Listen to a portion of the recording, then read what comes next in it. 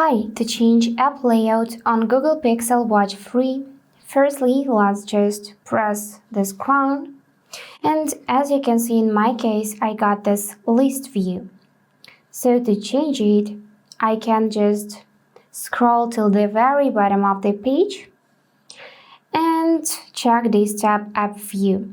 From list I can switch to grid view by tapping it, and this is how it will look now. So the first way how you can change it is directly from this app's screen by tapping either this icon for grid view or this icon for list view. The second way is by going in settings.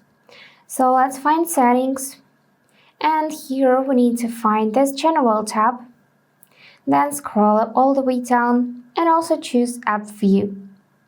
Here pick either list view or grid view just by tapping, swipe right to go back, and press this crown to save changes.